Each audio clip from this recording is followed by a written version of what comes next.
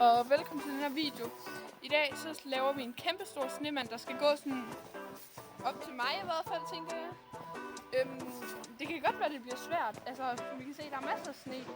Der er faldet meget mere siden sidste snevideo. I har virkelig taget godt imod den sidste video. Den fik en del views. Jeg tror, den er ved at være oppe på 300. Jeg tror, den er på 350 til 70. Men lad os bare gå i gang med at lave den snemand. Hvor starter vi henne? Starter på kroppen. Ja. Det er lidt en mærkelig video. Vi kommer bare til at se mig kravle rundt og lave en snemand. Ej, Anders, dit smil der bagved.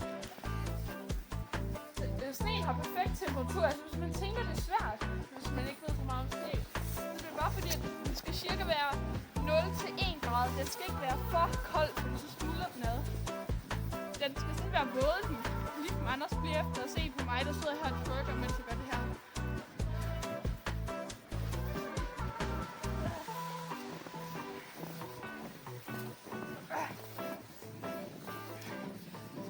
Hvis I synes, det er lidt mærkeligt nu, jeg tror, det bliver sjovere end det her. Det tror jeg kun. Jeg tror, det bliver sjovt, når den begynder at blive stor. Som man siger. Ja, det siger man jo. Især Anders, han siger det hele tiden, når han ser nogen. Jeg tror, jeg tager en hel stribe ned, og så tilbage igen. For at få så meget muligt ud af det. Man skal også være giga jo. Ja, ja, vi kan lave den stor. Men hvis den bliver for stor, så kan vi jo ikke engang tage hovedet op på den jo. Jo. Ja, okay, det kan godt blive. Du har jo fulgt med jo. Nå, op til den. Du har jo fulgt med jo. Jeg kan huske en gang, så var der nogen, der var lidt ældre end mig. Det var for lang tid siden. Der boede vi en gang her. Men der var der en snebold, som der var lige så stor. Så, altså, den var højere end mig. Det var rent bare sådan en kæmpe snebold. Og jeg synes, det var så vildt, og jeg hjælpede bare med at sådan skubbe den. Det hjalp bare ikke en skid, tror jeg. Altså bare en bold? Altså bare en kugle, eller hvad? Ja. Jeg elsker at lave kugler. Jeg ved ikke, hvor meget jeg kan lave snemand. Jeg tror snart, jeg kan begynde faktisk ikke at være på knæene, fordi jeg føler, at Anders tavler lidt for meget. Jeg tror, du skal lige vende den, så den bliver rund igen. Hvad? Jeg tror, du lige skal vende den, så den bliver rund. Ja, du har ret. Så er det her. Nej.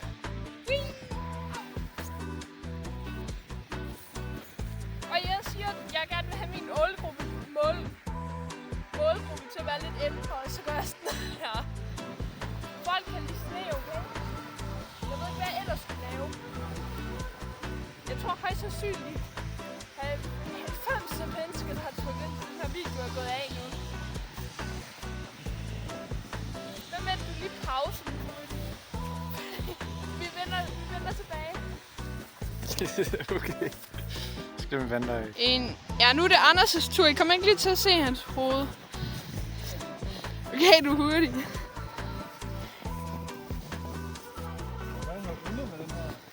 Hvad? Ej, kommer der jord væk? Den er virkelig tung. Okay, vi ses om et par minutter, når den her er stor nok. Ja, det her er sådan en sammenligning. Nu kommer den rigtige test, om den er høj nok.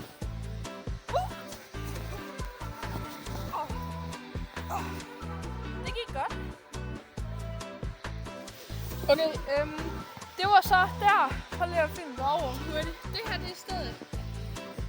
Ja, okay, det er ikke sikkert, man kan se den. Ser lidt lille ud på kamera. Men når det er langt væk. Men nu starter vi her. Her har jeg det, vi kommer til at lave videre på. Så starter vi, så tager vi hen. Tilbage hen. Eller sådan noget. Hvis det passer. Det går ikke på, hvad der passer. Og så putter vi den selvfølgelig på opvisning. Okay. Så starter vi på det her igen. Det havde jeg ikke ventet til.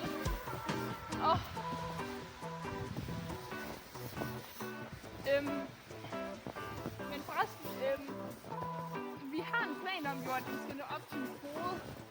Eller sådan noget. Så vi må lige se, hvad der passer til kroppen. Bare lige sådan regne sammen, hvad der går op til hovedet.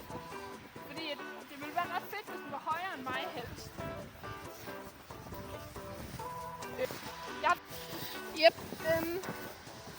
Snebolden er cirka så stor her, men den kommer til at blive meget større. 2 lag. Her kan man se den lidt bedre. Det kan godt være, at filmen ikke kommer til at blive specielt god, fordi nu begynder det at blive mørkt. Du kan lige filme op og vise. Vi har sat et lys på, men det er altså ved at blive lidt mørkere. Og det går jo sådan rigtig hurtigt lige nu, så det kommer til snart at blive mørkt. Det kan godt være, at videokvaliteten ikke kommer til at blive det bedste, men det er fint. Lyset kommer til at hjælpe. Det er lidt ligesom min nytårsblog. Den nytårsblog var underrated. Den fik kun 15 visninger.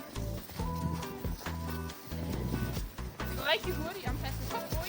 Ja, jeg synes, du får meget jord med. Det kan jo ikke undgå, Anders. Er det noget, du kan anbefale, eller hvad? Du hater bare. Er det noget, du kan? Altså, Anders han er typen, der går ind på alle mine videoer og disliker. Nej. Så siger vi det, Anders. Jeg er exposed. Nej, jeg liker dem, jeg er med i. Det er faktisk virkelig fedt med den ekstra kanal, eller min gaming-kanal. Jeg synes ikke, jeg skal lige gøre det sådan. Med min gaming-kanal. og på den, der spiller jeg jo en del sammen med dig, Anders. Og Ja, en del og en del, ikke? ja, så vi har jo lavet 2 videoer i streg med det. Ja. Bare lige en af videoerne tog han ikke med, for det skete noget. Så det kan være lige meget, men min video er oppe med det. Jeg har 2 videoer indtil videre med Memsis, hvor mig og andre spiller sammen. Så der kan vi se ham, I guess. Så bliver jeg nødt til at gøre det mere inkluderende. Jo. Nej. Okay, jeg tror, det er nok den vej. Nu skal vi herhen. Siden der, og så tror jeg, det er fint. Vi skal også lige kunne løfte den. Så der kommer vi bare til at sætte kamera og starte den. Og du ruller den vel bare derover? Hvad? Jamen, du kan rulle den op på den på en god måde, hvis den er tung. Jeg tænker, at den skal være sådan lidt aflang, faktisk. På en måde. Den skal ikke være helt rund. Jo. Det er jo maven, du laver nu. Ja, men den skal uanset hvad være lidt aflang. Skal den være... Det kommer an på, om du vil have, at den skal være sådan trænet, eller om den skal være sådan tyk. Altså, jeg vil gerne have den sådan lidt tyk i det, men det er fordi, det skal jo ligne sådan en typisk tyk snemand, som alle laver jo. Den klassiske. Ja. Nå, der er basker. Nå. Der skal lige meget... Hvad laver du? Ui!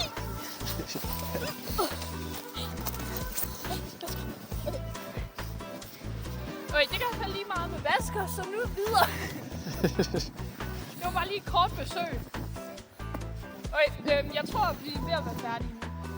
Er det her midten? Ja, det tror jeg. Du er tilfreds? Jamen, jeg skal lige lave testøvelsen. Den her gang, der skal jeg hoppe over den med benene og ikke med hele kroppen, hvor jeg ikke kan røre den. Er du klar? Ja. Jeg hoppede bare ikke over med benene. Mine ben var bare ude. Det her, det kunne jo godt være min mave, så stor den er, ikke? Nej, det må ikke kigge. Ja. Okay, vi er lige i gang med at runde den af, så den bliver sådan lidt rundere og bedre som mave. Okay, vi prøver at løfte den op nu. Eller ikke løfte, vi prøver at rulle den. Vi har lige lavet en testrunde.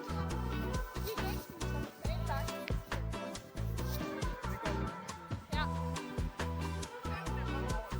Okay, jeg tror vi begge skal være her.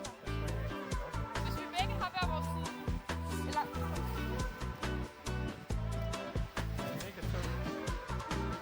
Okay, jeg tror, den skal være mindre. Jeg har lidt en idé om, den skal være lidt mindre. Bare sådan et ting. Vi prøver lige at gøre den lidt mindre, de er jo nærmest lige store. Første test, vi har sat håndtag ind.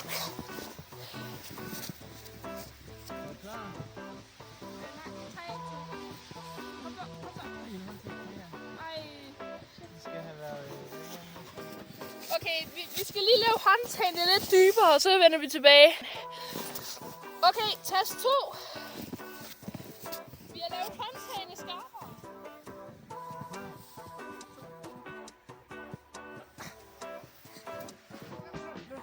Jeg holder den, jeg har den. Det er dig, der skal.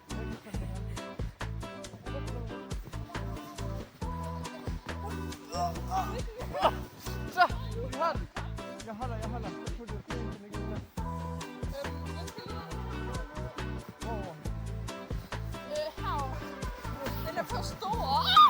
Den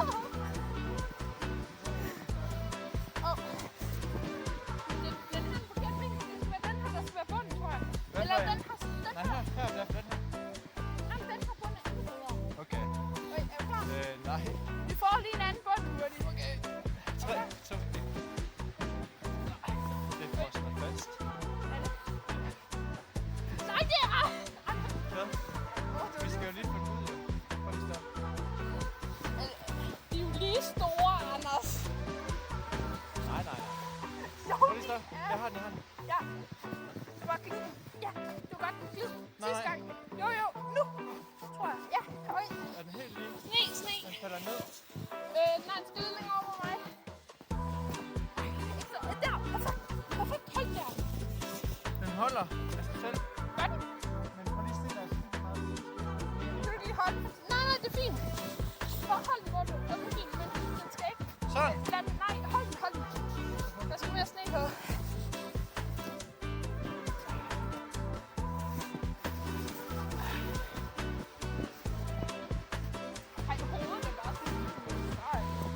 Hovedet er bare sådan en fucking streg. Hvad? Jeg glæder mig jo. Nej, men jeg mener, maven ligner bare en streg.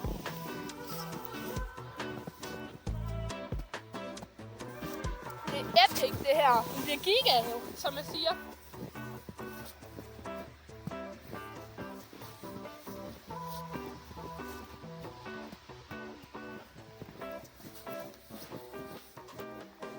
Der skal meget sne. Ja. De er næsten lige tomme, tror jeg. Nej, det her er jo kun kommet. Jeg tror faktisk, det er ret højt. Den er jo crazy høj.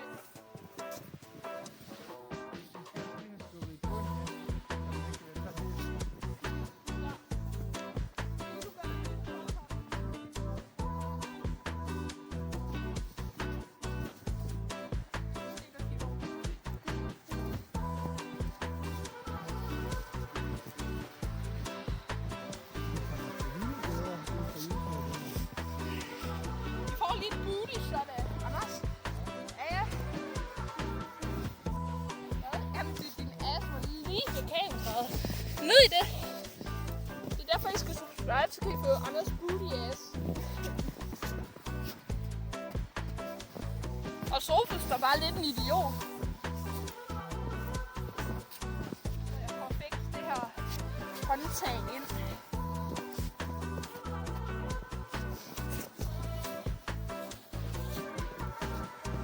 Det begynder virkelig at blive aften nu. Ja. Så jeg vil mærke, hvor mørkt det bliver.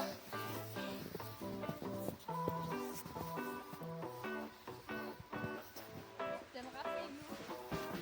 Bare sig det, og så laver vi hovedet. Ja, det skal lige gøres rundt. Okay.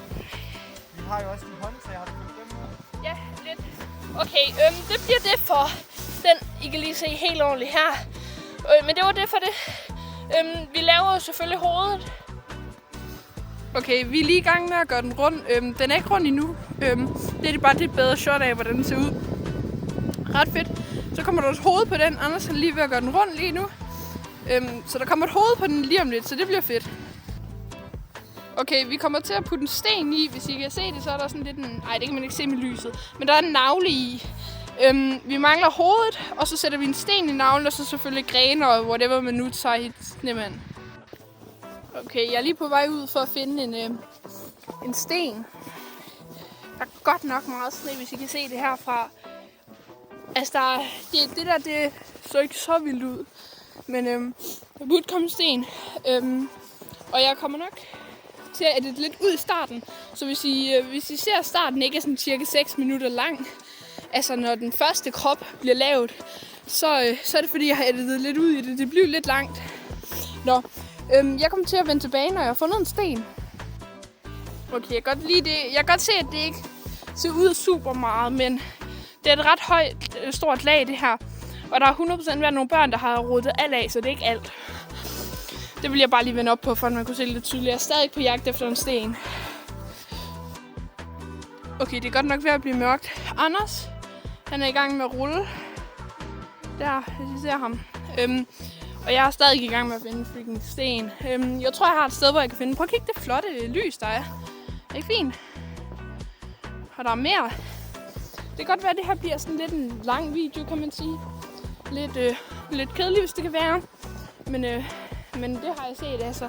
For eksempel, hvis I følger med i Johnny Gade Daily Vlogsene, som jeg gør. Selvfølgelig kæmpe Johnny Gade fan, jeg ved ikke. Men i hvert fald så nogle gange, jeg har for eksempel selv nyt at se sådan nogle meget stille og rolige videoer. Lidt akavet start, kan man sige, men prøv lige at kigge, hvor flot det her er. Jeg kan lige gå tæt på. Vender tilbage, når jeg er der. Okay, så er jeg her. Det er hat med flot. Prøv at kigge herinde. Hele vejen rundt. Vildt flot. Det er sejt. Der er sådan nogle bestemte mennesker, der kommer op og laver det. Men det her kan man jo kalde sådan, på en måde lidt en blog. Fordi at vi jo sådan lidt blogger, hvad vi laver. Men nu går jeg tilbage til Anders. Jeg tror, jeg har et sted, hvor jeg kan finde sten på vejen til navlen. Men jeg vender tilbage. Hovedet er forhåbentlig snart ved at være lavet. Og her har jeg også lige et close-up på flagstangen. Det har jeg nok set mange gange. Ja, jeg fandt ikke rigtig lige nogen sten. Jeg ved ikke, jorden er jo meget frosset, så det er sådan lidt svært. Jeg kigger stadigvæk lidt efter, men det er jo så heller ikke det vigtigste. Man kan også altid bare knække en gren for det. Hvor er Anders mund henne? Han er stadig i gang med at lave det. Han står bare sådan, hvor fuck er sofaen? Nå, men godt nok dårligt til at holde kamera. Sorry for det. Rysten. Men i hvert fald så burde han måske have lavet hovedet. Og jeg fandt ikke nogen sten. Sorry for det. Nu prøver vi at få hovedet op. Hvad fryser du? Kan du ikke lige skubbe hovedet op hurtigt? Hvad har du fået i øret? Is. Okay, spændende. Ja. Så er hovedet oppe. Woohoo! Jeg har fundet en gren til hvad er det nu? Jeg har fået en gren til navlen. Det sætter jeg i lige om lidt. Navlerne! Woohoo! Det ligner faktisk lidt en sten. Jeg kom kun lidt til at blinde Anders' øjne. Okay, nu prøver jeg at finde nogle grene. Jeg vender tilbage, når jeg har fundet et sted, hvor jeg kan finde grenene, og går lidt. Okay, nu går jeg ud efter det. Jeg skulle lige have hjælp, fordi jeg venter. Så vi skal finde en god gren. Helst, altså, sorry, det lige ryste lidt, men helst, hvis den er faldet af, det vil være bedst. Så, ej, hvad sker der for kvaliteten? Hvad er det her for noget kval? What? Okay, okay, nu er det lidt bedre af det. Og jeg finder lige hurtigt nogle grene. Det er mit spot til at finde grenene. Der er en masse grene. Vi er stadig meget tæt på der, hvor Anders er. Okay, jeg har fundet lidt grenværk. Det kan man også sådan splitte lidt ad. Det var faldet ned. Så det tror jeg kan lave noget ud af, der passer godt til snemanden. Det skal jo også være stort. For snemanden er jo ginormous, som man jo siger. Er det her noget, I gider derude? Skriv i kommentarerne, er det her noget, I gider at møde midt om natten, når I går alene ud og tænker, I seje? Så ser jeg bare... Ja, man kan ikke se det ved lyset, men det der ansigt er freaking creepy, Anders. Nøj. Kan I se, hvad vi har gjort? Vi har lavet en gren, som der stikker ud. Jeg føler, den er lidt lille til den gik en. Den ligner lidt mere en T-Rex nu. Nå. Vi laver endnu en gren. Ser det her ikke lidt vildt ud? Det er hans metode. Okay, jeg kom på, at den her gren er lidt for lille. Så vi har jo hele det her til at lave noget lidt større. Det er faktisk en god størrelse, der er her. Hvis man lige laver det på en god måde. Så det finder vi lige ud af. Anders han står lige og bakser med endnu mere gren. Han er jo grenmester, Anders. Okay, vi skal finde et sted, hvor der er mange sten. Fordi vi skal både have hele munden rundt med sten. Og så de 2 øjne. Og så næsen selvfølgelig. Så der skal en del grenværk i. Eller ikke sten. Der skal en masse sten i munden. Begge øjnene og næsen. Det er virkelig ikke en, man gider at møde midt om natten, det her. Håber faktisk ikke, det her det bliver den sidste video. Anders, du skal jo tænke, vi er jo ude rimelig meget aften nu sammen med en nøjeren snemand. Det kan være, den kommer efter os.